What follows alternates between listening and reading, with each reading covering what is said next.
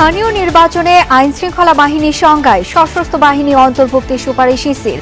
প্রার্থী হতে পারবেন না এমপিওভুক্ত শিক্ষক, দ্বৈত নাগরিক।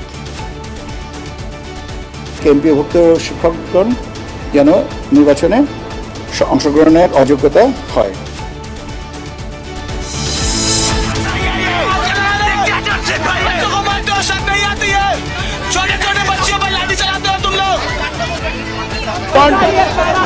We are protesting in front of the Prime Minister office. Prime Minister residence. প্রধানমন্ত্রীর পদত্যাগ দাবিতে উত্তাল ভারত। নরেন্দ্র মোদীর বাসভবনের সামনে রাহুল, প্রিয়াঙ্কা গান্ধী সহ নেতাকর্মীদের অবস্থান। যন্তর মন্তরে চলছে তরুণদের আন্দোলন। বিমান ভাড়া কমালেও বাড়ছে হজের খরচ। সরকারি ব্যবস্থাপনায় সর্বনিম্ন লাগবে 5,05,000। এজেন্সি ও প্রতিনিধিদের হিসাবে সরাসরি লেনদেন নিষিদ্ধ।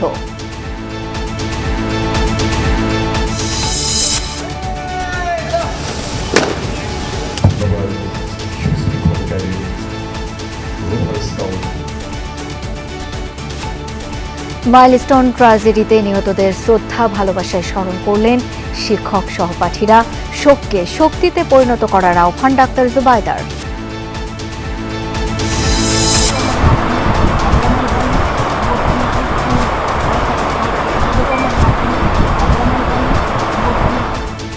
পাহাড়ি ঢলে নেত্রকোনার কলমাকান্দায় ডুবে আছে নিম্নাঞ্চল। পানি নেমেছে শেরপুরে। প্লাবিত বেশিরভাগ এলাকা থেকে রংপুরে তিস্তায় তীব্র ভাঙন। জমি জায়গা যা সব আমাদের গেছে, কিন্তু আমরা যে বাড়িটা করে আসি এই বাড়িও আমাদের থাকবে না। আবার যদি বাড়ি ভাঙি এই টাকা পয়সা আমি কোথায় পাবো?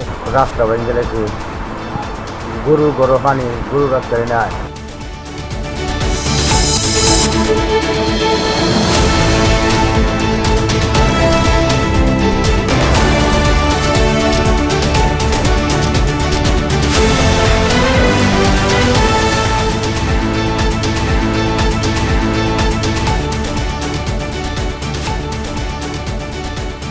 আমন্ত্রণ সন্ধ্যার বাংলাদেশে, সাথে আছি আমি শাওন দত্ত। এতক্ষণ শিরোনামগুলো দেখছিলেন। নির্বাচনে আইনশৃঙ্খলা বাহিনীর সংজ্ঞায় সশস্ত্র বাহিনী অন্তর্ভুক্ত করার সুপারিশ করেছে নির্বাচন কমিশন। স্থানীয় নির্বাচনে অংশ নিতে পারবেন না এমপিওভুক্ত শিক্ষক ও দ্বৈত নাগরিকরা। নির্বাচন ভবনে কমিশন সভায় স্থানীয় সরকার নির্বাচন নিয়ে এমন নানান সুপারিশ করেছে ইসি। অক্টোবরে ইউনিয়ন পরিষদ নির্বাচনের মাধ্যমে স্থানীয় সরকার নির্বাচন শুরু করতে চায় ইসি। এ লক্ষ্যে স্থানীয় সরকার নির্বাচন আইন সংশোধনে সুপারিশ চূড়ান্ত করেছে ইলেকশন কমিশন। সকালে সিইসির নেতৃত্বে কমিশন সভায় চূড়ান্ত করা হয় সুপারিশ। বৈঠক শেষে গণমাধ্যমের সাথে কথা বলেন ইসির সিনিয়র সচিব। জানান, এমপিওভুক্ত শিক্ষক, দ্বৈত নাগরিক, লাভজনক পদে থাকা ব্যক্তিরা স্থানীয় সরকার নির্বাচনে যেন অংশগ্রহণ করতে না পারে সেই সুপারিশ চূড়ান্ত করা হয়েছে। প্রস্তাব রাখা হয়েছে গ্যারান্টারকেও ঋণ খেলাপির তালিকায় অন্তর্ভুক্ত করার। আইন প্রয়োগকারী সংস্থা সবগুলো আইনে এটা সেভাবে নাই, কাজে আমরা মনে করি যে সবগুলো আইনে এটা ইনক্লুড করা উচিত। সবগুলোর ভিতরে আপনার সশস্ত্র বাহিনী অন্তর্ভুক্ত, যেমন যেটা আরপিওতে যেভাবে আছে সেভাবে। বিল খেলাপি, যে ধরুন আপনার ইলেকট্রিসিটি বিল, ভূমিকর, ওয়াসা, এই ধরনের যে সমস্ত সেবা প্রদানকারী সংস্থায় যদি কোনো বিল খেলাপি থাকে, সেটা ব্যক্তিগত হতে পারে বা প্রাতিষ্ঠানিক হতে পারে। যে আমি একটা প্রতিষ্ঠানের কর্ণধার, কিন্তু আমার প্রতিষ্ঠানটাই বিল খেলাপি করেছে, সেক্ষেত্রে এই আপনার অযোগ্যতা হিসেবে আসবে। জানান, জাতীয় পরিচয়পত্রের ঠিকানা পরিবর্তন করা যাবে অনলাইনেই। মাইগ্রেশন করা, ভোটার স্থানান্তর, এটা অনলাইনে করার পদ্ধতিটা আমরা বলছি যে আপনারা অনলাইনে আবেদন করেন এবং এই মাইগ্রেশনের জন্য একটা সংশোধনী ফি দিতে হবে। এসএসসি নাকি ক্লাস 8 নাকি ক্লাস প্রাইমারি এনরোলমেন্ট, যেটাই হোক না কেন, এটা পারস্পরিক একটা কি বলে তুলনামূলক বিবরণী অনুযায়ী আমরা এটাকে পরবর্তীতে সিদ্ধান্তে আসবো। সভায় অনুমোদনের পর সুপারিশ আকারে প্রস্তাবগুলি স্থানীয় সরকার মন্ত্রণালয়ে পাঠাবে ইসি। সেখানে অনুমোদন পেলে সংসদে আইন পাশ করতে হবে। আমরা আমাদের দিক থেকে মনে করেছি এটা সুপারিশ করা যায়, সেই জন্য আমরা সুপারিশগুলো পাঠাবো। রাখা বা না রাখার যার এখতিয়ার তিনি করবেন। Lovely Bithi, Jamuna News, Dhaka. প্রধানমন্ত্রীর পদত্যাগের দাবিতে সরকার বিরোধীদের বিক্ষোভে উত্তাল ভারত। মঙ্গলবার লোক কল্যাণ মার্গে প্রধানমন্ত্রীর বাসভবনের সামনে অবস্থান নেয় রাহুল গান্ধী, প্রিয়াঙ্কা গান্ধী সহ কংগ্রেসের নেতাকর্মীরা। এ সময় বেশ কয়েকজনকে গ্রেপ্তার করে পুলিশ। কেন্দ্রীয় মন্ত্রী জিতেন্দ্র সিং রাহুল গান্ধীর সাথে দেখা করে বিক্ষোভ বন্ধের আহ্বান জানান। এদিকে দিল্লির যন্তর মন্তরেও চলছে শিক্ষামন্ত্রীর পদত্যাগের দাবিতে তরুণদের আন্দোলন। দিল্লির লোককল্যাণ মার্গে প্রধানমন্ত্রী নরেন্দ্র মোদীর বাসভবনের সামনে অবস্থান কংগ্রেস নেতাকর্মীদের। দাবি প্রধানমন্ত্রী, স্বরাষ্ট্রমন্ত্রী ও শিক্ষামন্ত্রীর পদত্যাগ। সোমবার ককরোচ জনতা পার্টির পার্লামেন্ট অভিমুখে পদযাত্রায় ছাত্র তরুণদের ওপর পুলিশের লাঠিচার্জ ও টিয়ার গ্যাস নিক্ষেপের প্রতিবাদে রাহুল গান্ধী, প্রিয়াঙ্কা গান্ধী ও কংগ্রেস সভাপতি মল্লিকার্জুন খার্গের নেতৃত্বে এই প্রতিবাদ কর্মসূচি। বিক্ষোভে যোগ দিয়েছেন কেরালার মুখ্যমন্ত্রী ও কর্ণাটকের মুখ্যমন্ত্রী সহ কংগ্রেসের অনেক শীর্ষ নেতা। পরিস্থিতি মোকাবেলায় মোতায়েন করা হয় আধা সামরিক বাহিনী। সমাবেশ থেকে গ্রেফতার করা হয়েছে চরণজিৎ সিং চান্নি, কে সুরেশ ও কানহাইয়া কুমার সহ বেশ কয়েকজন কংগ্রেস নেতাকে। এমন পরিস্থিতিতে রাহুল গান্ধীর সাথে সাক্ষাৎ করে বিক্ষোভ বন্ধের আহ্বান জানান কেন্দ্রীয় মন্ত্রী ও বিজেপি নেতা জিতেন্দ্র সিং। তবে তার আহ্বান প্রত্যাখ্যান করে বিক্ষোভ চালিয়ে যাওয়ার ঘোষণা দিয়েছে কংগ্রেস। এমনকি সারা দেশের তরুণদেরও সরকার বিরোধী আন্দোলনে যোগ দেওয়ার আহ্বান জানিয়েছেন রাহুল। নিষ্ঠুরভাবে তারা আমাদের আটক করছে। দিল্লি পুলিশ আমাদের শিক্ষার্থীদের উপর নৃশংসভাবে হামলা চালিয়েছে। তাই আমরা প্রধানমন্ত্রীর বাসভবনের সামনে প্রতিবাদ জানাচ্ছি।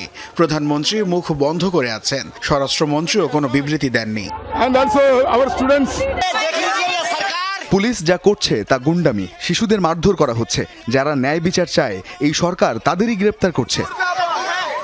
গণতান্ত্রিক চর্চায় হস্তক্ষেপের অভিযোগে এর আগে পার্লামেন্টে বিরোধী দলের তোপের মুখে পড়ে সরকার। পরীক্ষার প্রশ্ন ফাঁস, আন্দোলনকারীদের উপর পুলিশের অভিযান সহ একাধিক ইস্যুতে সরকারের জবাব দাবি করে বিরোধী শিবির। প্রথম দিনেই হট্টগোলের কারণে বর্ষাকালীন অধিবেশন মুলতবি করা হয়।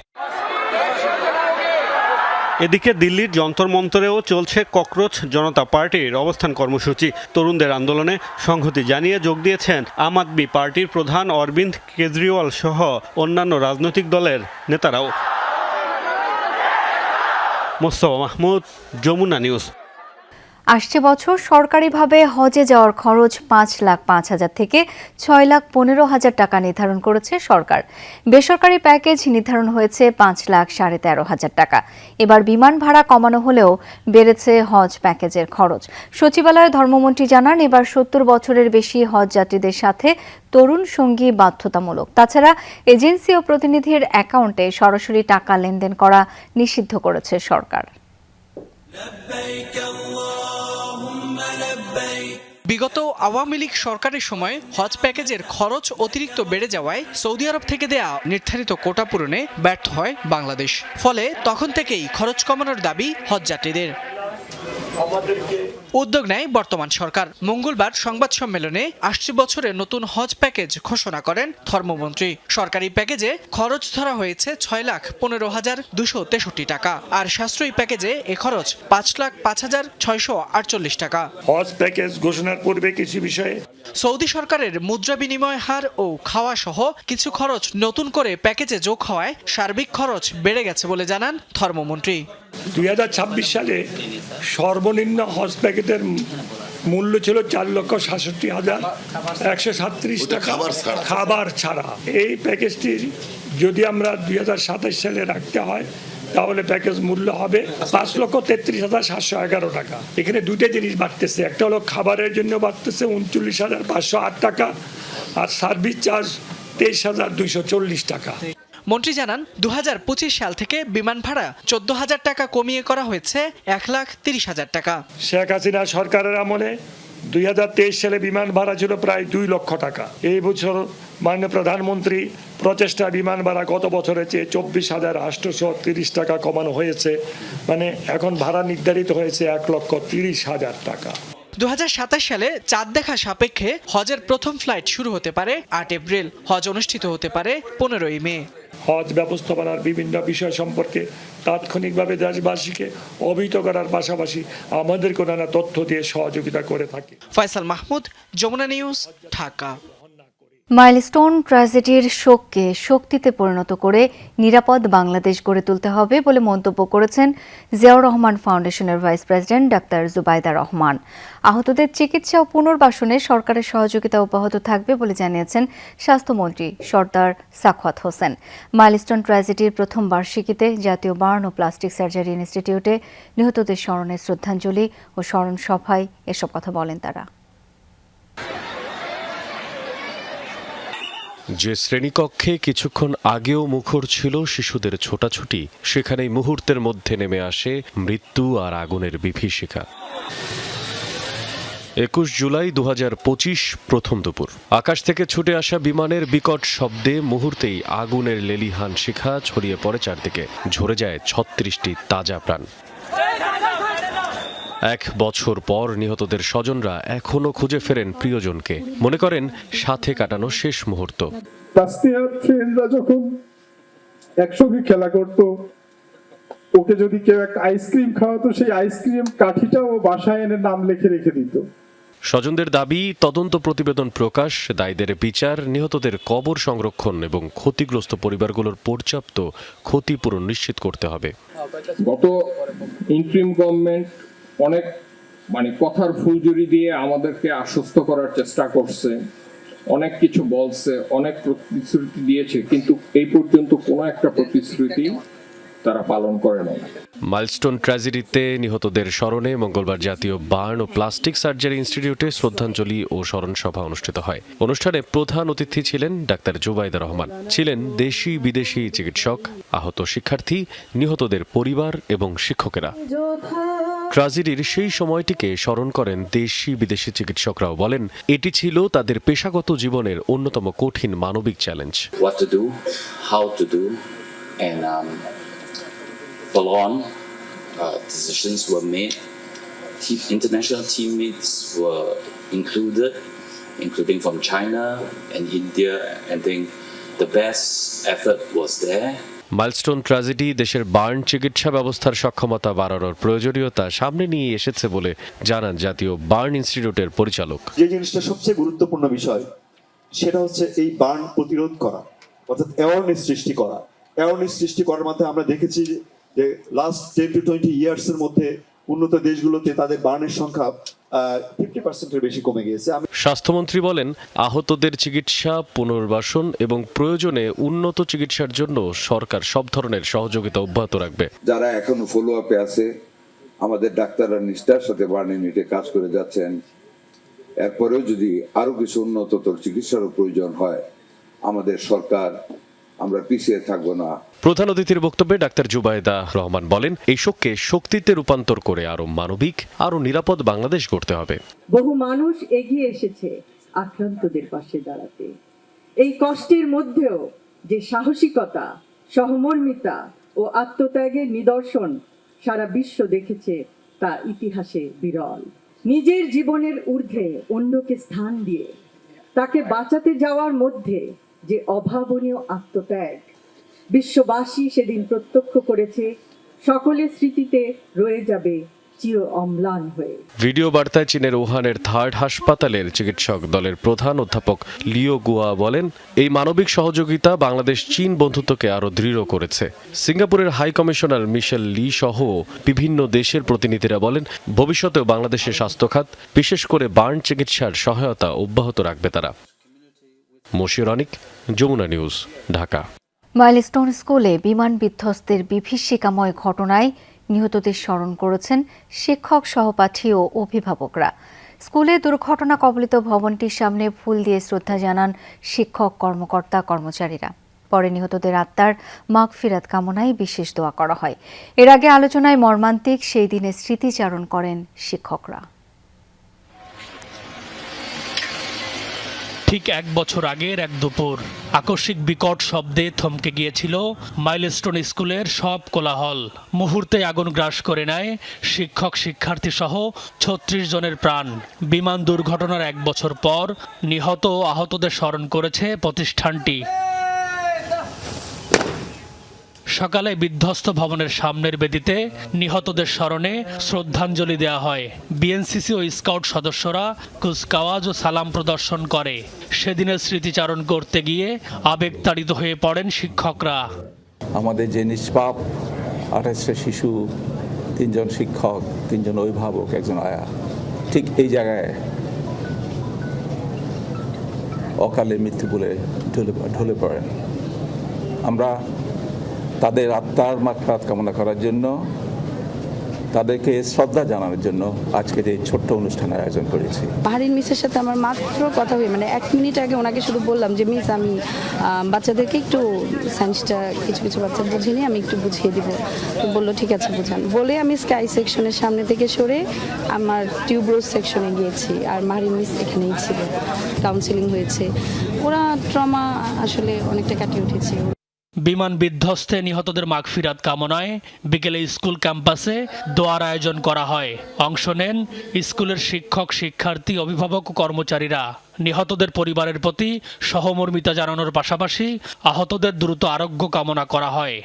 ছোট ছোট বাচ্চারা অনেক হতাহত হয়, আমাদের মিসরা আহত হন, নিহত হন, পুরো দেশের মানুষ দেখেছে। আমরা চাই এরকম দুর্ঘটনা যেন আর না হয়, আর তাদের আত্মার মাগফিরাতের জন্য আজকের এই অনুষ্ঠান। সেদিনের সেই আতঙ্ক এখনো তাড়া করে ফেরে শিক্ষার্থী ও শিক্ষকদের। ট্রমা কাটিয়ে দ্রুত স্বাভাবিক জীবনে ফিরবেন এমন প্রত্যাশা সকলের। M A Aziz, Jamuna News, Dhaka. July গণ অভ্যুত্থানের 2 বছর। কয়েকটি মুহূর্তে যেসব পরিবারের জীবন চিরতরে বদলে গেছে, তারা আজ কেমন আছে? সন্তান হারানোর শোক কি সময় মুছে দিতে পেরেছে? যারা হারিয়েছেন দৃষ্টিশক্তি কিংবা শরীরের অঙ্গ, তারা কিভাবে মানিয়ে নিচ্ছেন নতুন বাস্তবতার সঙ্গে? জুলাই শহীদ ও আহত পরিবারগুলোর জীবন সংগ্রামের গল্প জানাচ্ছেন সুমাইয়া ঐশী। ক্যামেরায় ছিলেন রাকিবুল ইসলাম।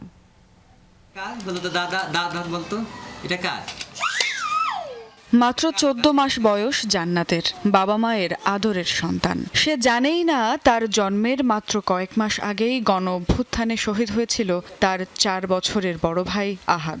বাবা মায়ের বিশ্বাস আহাদ যেন জান্নাত হয়ে আবারও ফিরে এসেছে তাদের কোলে।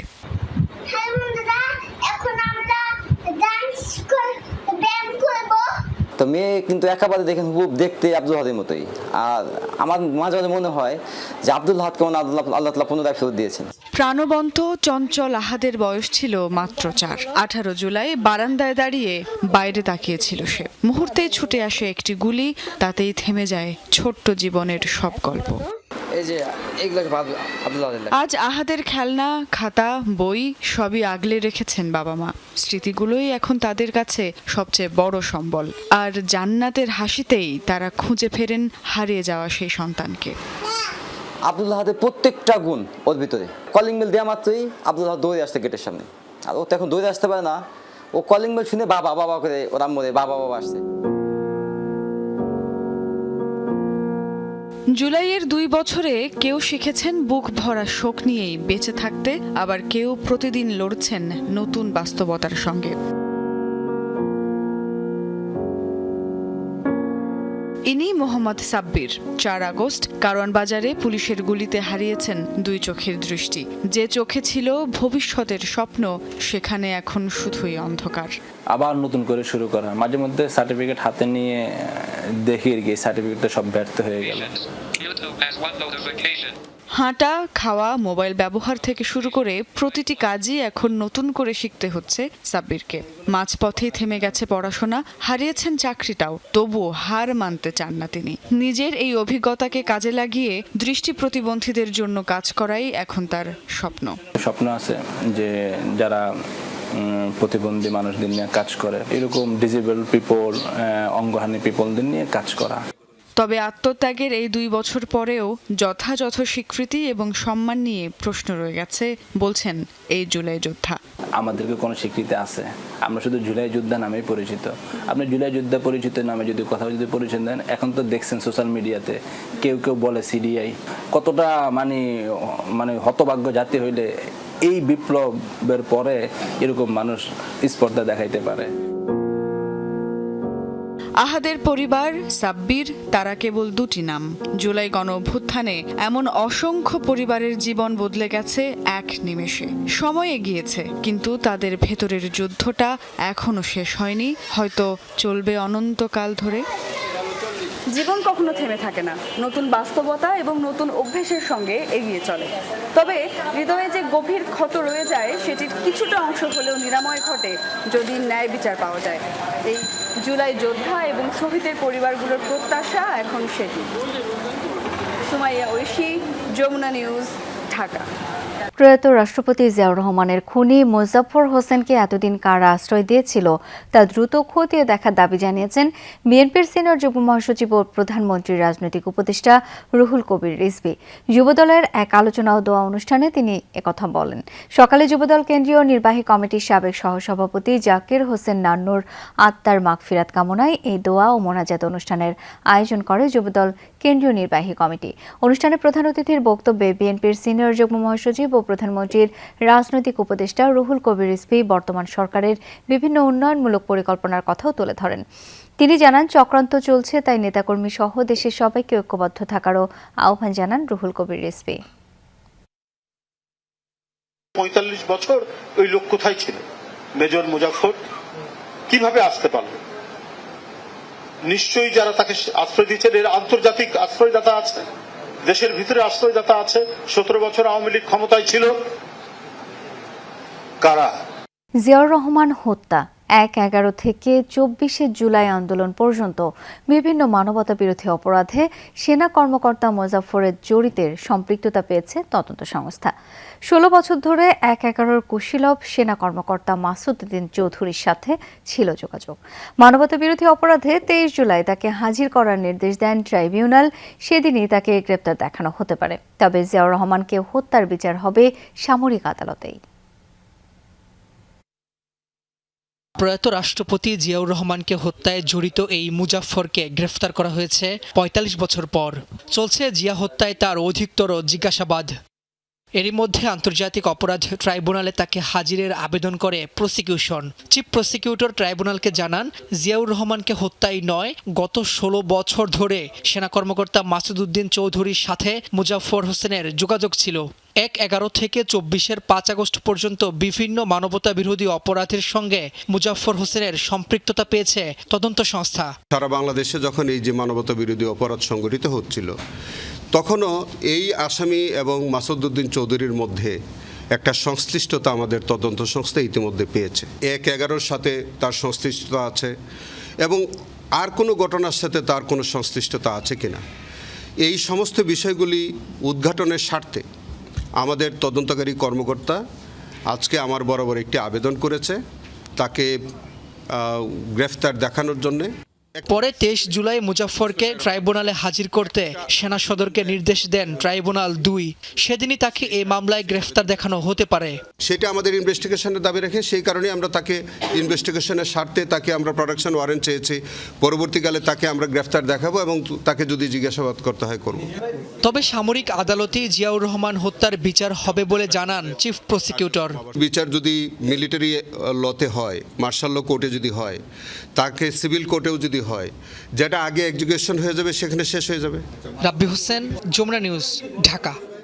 সাতক্ষীরা ৪ আসনের এমপি গাজী নজরুল ইসলামের ভিডিও সম্পর্কে বিবৃতি দিয়েছে তার দল জামায়াত ইসলামী। বলা হয়েছে, আরও খোঁজ খবর নিয়ে প্রকৃত ঘটনার তথ্য উপাত্ত সংগ্রহ করে পদক্ষেপ নেওয়া হবে। যে ভিডিও নিয়ে দেশজুড়ে ব্যাপক আলোচনা সমালোচনা, তা নিয়ে নিজের অবস্থান ব্যাখ্যা করেছেন জামায়াত দলীয় এমপি। বলেছেন, ওই তরুণী তার দ্বিতীয় স্ত্রী। তিনি অভিযোগ করেছেন ষড়যন্ত্র করেছেন তরুণীর মামা। আবার অভিযুক্ত ওবায়দুল্লাহ জামায়াত এমপির হাত থেকে তাকে বাঁচাতে প্রধানমন্ত্রীর কাছে আবেদন করেছেন। প্রশ্ন উঠেছিল সামাজিক যোগাযোগ মাধ্যমে ভাইরাল ভিডিওটি এআই বা আর্টিফিশিয়াল ইন্টেলিজেন্স দিয়ে বানানো কিনা। মঙ্গলবার এক এক দফায় এক একজনের ভিডিও বার্তা এবং ফ্যাক্ট চেকিংয়ে নিশ্চিত হয় এটি এআই নয়, ধারণ করা ভিডিও। প্রথম ভিডিওটি যাচাইয়ে নিশ্চিত হওয়ার পর সামাজিক মাধ্যমে ছড়িয়েছে আরও একটি ভিডিও। সেখানে এমপি গাজী নজরুলের সঙ্গে ওই নারীকে জিজ্ঞাসাবাদ করতে দেখা যায় কয়েকজন ব্যক্তিকে। এসবের মাঝে বিষয়টি নিয়ে দুপুরে নিজ ফেসবুক অ্যাকাউন্টে বিবৃতি দিয়েছেন গাজী নজরুল। দাবি করেছেন মেয়েটি তার দ্বিতীয় স্ত্রী। তারা বিয়ে করেছেন গত মাসের 17 জুন। তার ভাষ্য, দ্বিতীয় স্ত্রীর বাবার সঙ্গে ওবায়দুরের পূর্ব শত্রুতা ও পারিবারিক বিরোধ ছিল। সে কারণে ওবায়দুর ষড়যন্ত্র করে তাদের ব্যক্তিগত ভিডিও ছড়িয়েছেন। তার বক্তব্যের সপক্ষে লিখিত বক্তব্য পড়ে সামাজিক মাধ্যমে ছেড়েছেন তার প্রথম স্ত্রী সহ 3 জন। আমি মাকসুদা ইসলাম, আমার স্বামী গাজী নজরুল ইসলাম, শহীদ মরিয়মের সাথে বিবাহ হয়েছে। এটা নিয়ে যারা কুৎসলটা তীব্র প্রতিবাদ জানাই। এটি সম্পূর্ণ সামাজিকভাবে হেনস্থ করা ছাড়া আর কিছুই না। গত 17 জুন রোজ মঙ্গলবার আমার বড় মেয়ে মরিয়ম আক্তারের সাথে তার বিবাহ বন্ধনে আবদ্ধ হয়। আমাদের বিয়ে কোনো গোপন বা অনৈতিক বিষয় নয়। 2026 সালের 17 জুন সাতক্ষীরা শ্যামনগর আমার বাবার বাসায় উভয় পরিবারের সম্মতিতে পারিবারিক আমাদের বিয়ে সম্পন্ন হয়েছে। এ সময় আমার স্বামীর প্রথম স্ত্রীও উপস্থিত ছিলেন। 13 জুলাই আমার স্বামী গাজী নজরুল ইসলাম তার 2 স্ত্রীকে নিয়ে ঢাকায় মগবাজার আমার বাবার অফিসে যান। এটি ছিল সম্পূর্ণ পারিবারিক একটি সফর। সেখানে পরিকল্পিতভাবে একটি অনাকাঙ্ক্ষিত পরিস্থিতি তৈরি করা হয় এবং পরে আমাদের স্বামী স্ত্রীর ব্যক্তিগত ভিডিও ছড়িয়ে আমাদের হেনস্থ মানহানি করা হয়। ঘটনা এখানে শেষ নয়। সামাজিক মাধ্যমে এমপি নজরুলের দ্বিতীয় স্ত্রী দাবি করা নারীর একটি জীবন বৃত্তান্ত দেখা যাচ্ছে। ওই সিভির উপর জোর সুপারিশ করেছেন এমপি নজরুল, যেখানে ওই তরুণীর বৈবাহিক অবস্থা অবিবাহিত। তারিখ দেখানো হয়েছে 22 জুন। 17 জুন বিয়ে করার দাবি করলেও কেন 22 জুন সুপারিশ করা জীবন বৃত্তান্তে ওই নারীর স্ট্যাটাস অবিবাহিত তা খোলাসা হয়নি। এমপি নজরুল যার বিরুদ্ধে ষড়যন্ত্রের অভিযোগ করেছেন সেই ওবায়দুর জীবনের নিরাপত্তা চেয়ে চিঠি লিখেছেন প্রধানমন্ত্রীর কাছে।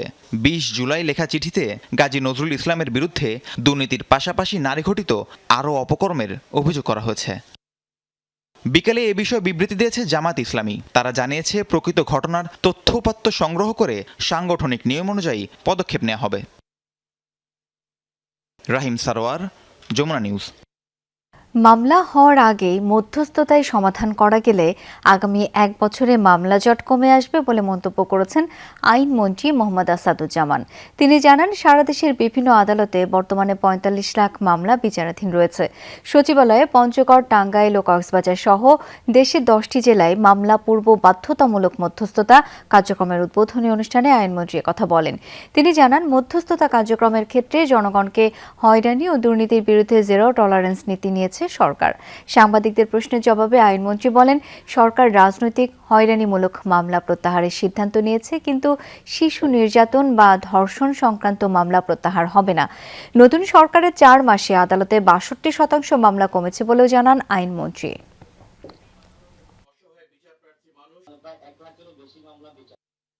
আগামী 1 বছরে আমাদের 4.5 মিলিয়ন যে মামলা আছে বলছি পেন্ডিং, সেটা আমরা 2 মিলিয়নে কমিয়ে আনতে পারবো এবং সেটা যদি পারি আগামী 1 বছরে আমাদের বিচার বিভাগের জন্য একটি আশার আলো দেখা দেবে। সরকার যে অ্যাকশনটা নিয়েছে আইনের মতো চলবে, কিন্তু একজন মানুষের ন্যায় বিচার পাওয়ার যে অধিকার, সেই অধিকারটাকে আমরা নিশ্চিত করতে চাই। কয়েকদিনের টানা বৃষ্টি আর উজানের ঢলের পানিতে তলিয়ে আছে কয়েক জেলার নিম্নাঞ্চল। রাস্তাঘাট ডুবে যাওয়ায় বাড়িঘরে পানি ঢোকায় ভোগান্তিতে বাসিন্দারা। আমন ধানের বীজতলা সহ বিভিন্ন ফসল ডুবে থাকায় দুশ্চিন্তায় কৃষক। বর্ষায় কয়েক জেলায় বেড়েছে নদী ভাঙনের তীব্রতাও। এদিকে বন্যার পূর্বাভাস ও সতর্কীকরণ কেন্দ্র জানিয়েছে, ভারী বৃষ্টি ও উজানের ঢলে রংপুর, সিলেট ও ময়মনসিংহ বিভাগের নদী সংলগ্ন নিম্নাঞ্চলে কোথাও কোথাও স্বল্পমেয়াদী বন্যা দেখা দিতে পারে। পাহাড়ি ঢলের পানিতে তলিয়ে নেত্রকোনার কলমাকান্দা উপজেলার খারনই, নাজিরপুর ও রংছাতি ইউনিয়নের অন্তত 15টি গ্রাম। ডুবেছে রাস্তাঘাট, পানি ঢুকেছে বাড়িঘরেও। নিচু এলাকার রাস্তাঘাট তলিয়ে যাওয়ায় চলাচলে ভোগান্তি পোহাতে হচ্ছে বাসিন্দাদের। ঢলের পানির তোড়ে বিভিন্ন স্থানে ভেঙেছে সড়ক, ডুবেছে আমন ধানের বীজতলা। চাষাবাদ নিয়ে দুশ্চিন্তায় কৃষক। বাড়ি ঘরে পানি উঠতে গেছে, রান্না বাড়ি নাই, এরপরে মনে করেন এই জ্বালা টালা যা পালাইছিলাম সব ক্ষয়ক্ষতি নষ্ট হয়েছে। নদী বাড়ি আমার এক সাইড ভেঙে গেছে, রাস্তা ভেঙে গেছে, গরু পানি গরু রাখতে না, পুকুরে মাছ টাছ সব বাঁচায় গেছে। নতুন করে ভারী বৃষ্টি না হয় শেরপুরের নদ নদীর পানি কিছুটা কমেছে। ঝিনাইগাতি বাজার সহ প্লাবিত নিম্নাঞ্চল থেকে নেমেছে পানি। শেরপুর নালিতাবাড়ি গাজীরখামার সড়ক পানিতে ডুবে থাকায় এখনো যান চলাচল বন্ধ। সোমবারের আকস্মিক ঢলে ভেসে গেছে অনেক ঘেরের মাছ। তিস্তার পানিতে তলিয়ে আছে গঙ্গাচড়া, কাউনিয়া ও পীরগাছার নিচু এলাকা ও চরাঞ্চল। অনেক এলাকায় বাড়িঘরেও উঠেছে পানি, তলিয়েছে রাস্তাঘাট ও ফসল। গঙ্গাচড়ার নোহালী ব্রিক বাজার, মিনার বাজার ও ছাওলা সহ বিভিন্ন এলাকায় দেখা দিয়েছে ভাঙন। জরুরি ভিত্তিতে জিও ব্যাগ ফেলে ভাঙন ঠেকানোর চেষ্টা করছে পানি উন্নয়ন বোর্ড। জমি জায়গা যা সব আমাদের গেছে, কিন্তু আমরা যে বাড়িটা করে আসি এই বাড়িও আমাদের থাকবে না। যত দ্রুত সম্ভব সরকারের কাছে আমাদের আবেদন, সরকারের কাছে আমাদের অনুরোধ, আমাদের যেন রক্ষা করে। এই আমি বাড়ি ভাঙবার হলো 6 মাস, আবার যদি বাড়ি ভাঙি এই টাকা পয়সা আমি কোথায় পাবো?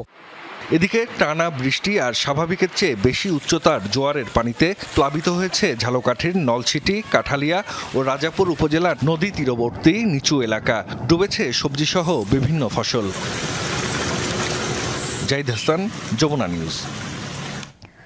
হাম ও উপসর্গ নিয়ে 4 মাসে মৃত্যু 800 ছুঁই করছে। সোমবার সকাল 8টা থেকে আজ সকাল 8টা পর্যন্ত উপসর্গ নিয়ে 4 জনের মৃত্যু হয়েছে।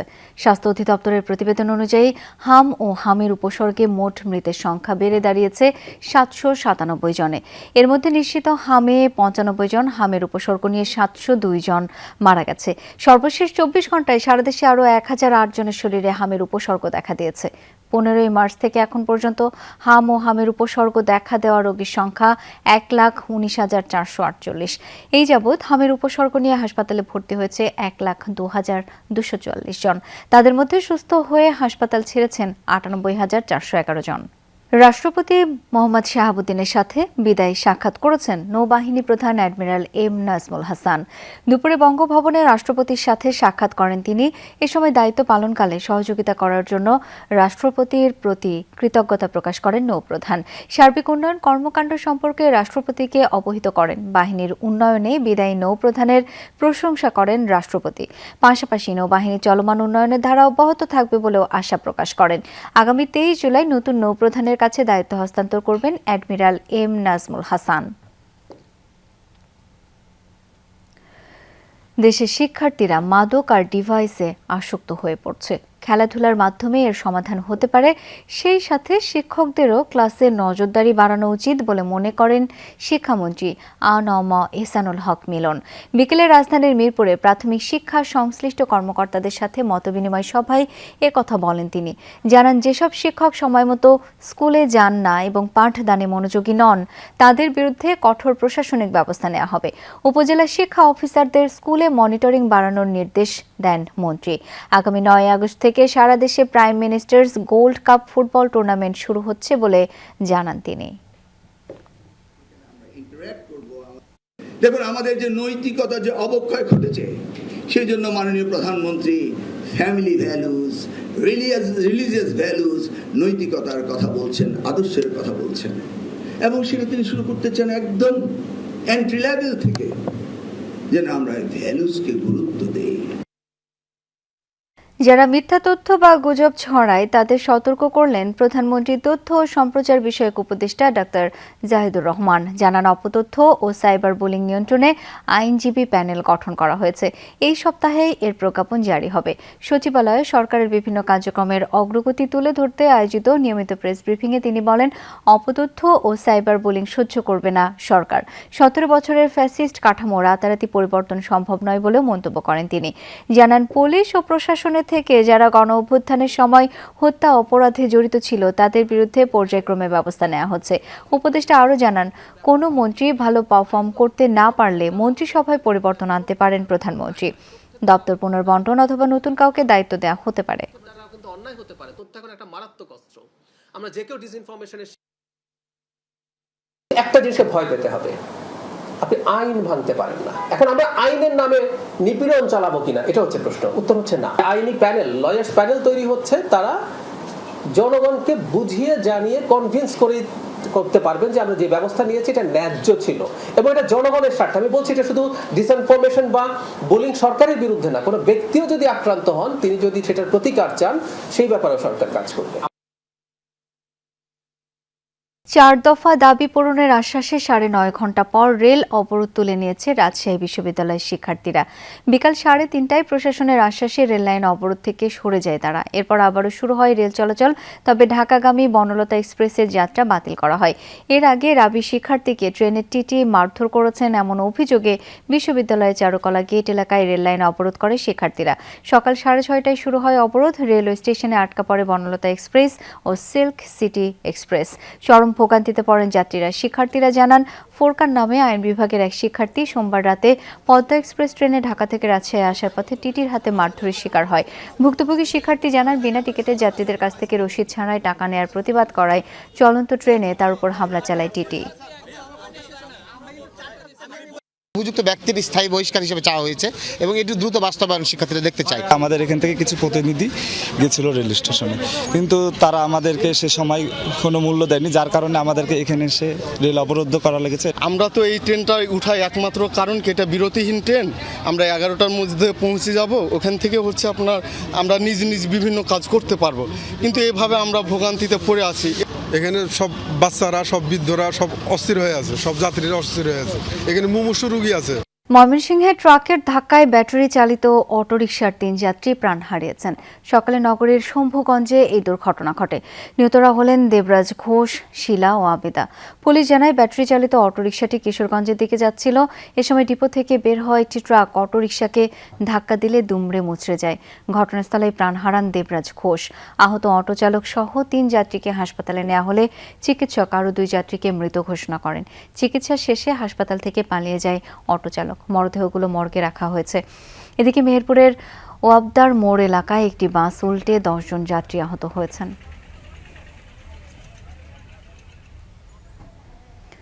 চাঁপাই নবাবগঞ্জে বিদ্যুৎ স্পৃষ্ট হয়ে প্রাণ গেছে একই পরিবারের 3 জনের। সকাল 6:30টার দিকে সদর উপজেলার বারোঘড়িয়া এলাকায় এই ঘটনা ঘটে।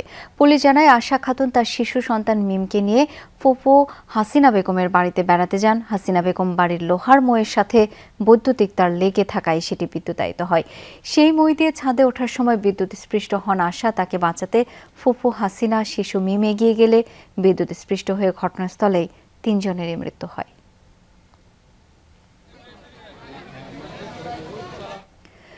ইরান জুড়ে টানা 10ম রাতের অব্যাহত যুক্তরাষ্ট্রের হামলা আবারও টার্গেট হয়েছে দক্ষিণাঞ্চলীয় বন্দর, দ্বীপ ও কৌশলগত গুরুত্বপূর্ণ এলাকা। সিরিক, কেশম দ্বীপ সহ বন্দর আব্বাস, সাবাহার পোর্ট ও কোনারাক শহরে হয়েছে জোরালো বিস্ফোরণ। ইরানের সামরিক বাহিনীর কমান্ড সেন্টার, নৌ স্থাপনা, মিসাইল ও ড্রোন উৎক্ষেপণ কেন্দ্র সহ আকাশ প্রতিরক্ষা ব্যবস্থা ধ্বংসের দাবি করে মার্কিন সেন্টকম। ইস্পাহান ও সিরাজে শোনা গেছে একাধিক বিস্ফোরণ। হরমুজগান প্রদেশে আক্রমণের শিকার বন্দর লেহেং। কেরমানে ভূপাতিত করা হয় একটি মার্কিন ক্রুজ ক্ষেপণাস্ত্র। জবাবে মধ্যপ্রাচ্যের 3 দেশে মার্কিন স্থাপনা লক্ষ্য করে হামলা চালায় ইরানের আইআরজিসি। কুয়েতে টার্গেট করা হয় ক্যাম্প আরিফজানে স্থাপিত যুক্তরাষ্ট্রের হাইমার্স মিসাইল সিস্টেম। জর্ডানে ভূপাতিত করা হয় 3টি ক্ষেপণাস্ত্র। বাহরাইনে হামলার জেরে বেজে ওঠে সতর্কতা সাইরেন। বিশ্বকাপ ফাইনালের হতাশা ভুলতে পারেননি লিওনেল মেসি। পরাজয়ের পর সমর্থকদের উদ্দেশ্যে আবেগঘন বার্তা লেখেন আর্জেন্টাইন অধিনায়ক। তিনি বলেন, এই কষ্ট অনেক গভীর, তাই ক্ষত সারতে অনেক সময় লাগবে, তবে বিশ্বাস করেন আবারও ঘুরে দাঁড়াবে দল। মেসি জানান, বিশ্বকাপ জয়ের স্বপ্ন নিয়ে মাঠে নেমেছিল আর্জেন্টিনা। সবসময় পাশে থাকার জন্য সমর্থকদের ধন্যবাদ জানিয়েছেন। তাদের ভালোবাসা দলকে নতুন করে লড়াইয়ের শক্তি দেবে, এমনটাই বিশ্বাস এলএম10-এর। অস্ট্রেলিয়ার সাথে টি-20 সিরিজ শেষে টিম ম্যানেজমেন্টকে নিয়ে প্রকাশ্যে মন্তব্য করে এবার বিপাকে শেখ মেহেদী হাসান। শৃঙ্খলা ভঙ্গের অভিযোগে জাতীয় দলের এই অলরাউন্ডারকে শুনানিতে ডাকার সিদ্ধান্ত নিয়েছে বাংলাদেশ ক্রিকেট বোর্ড। বিসিবির দাবি, চুক্তিবদ্ধ ক্রিকেটার হিসেবে বোর্ডের আচরণবিধি মেনে চলা বাধ্যতামূলক, কিন্তু টিম ম্যানেজমেন্ট নিয়ে প্রকাশ্যে মন্তব্য করে সেই নীতিমালা ভঙ্গ করেছে শেখ মেহেদী। বোর্ড আরও জানায়, এর আগেও একই ধরনের ঘটনার জন্য তাকে সতর্ক করা হয়েছিল, তাই এবার আনুষ্ঠানিকভাবে তার ব্যাখ্যা শোনা হবে। শুনানির পরই মেহেদীর বিরুদ্ধে কোনো শাস্তিমূলক ব্যবস্থা নেওয়া হবে কিনা সেই বিষয়ে চূড়ান্ত সিদ্ধান্ত নেবে বিসিবি। এই ছিল সন্ধ্যার বাংলাদেশের আয়োজনে। ধন্যবাদ এতক্ষণ সাথে থাকার জন্য।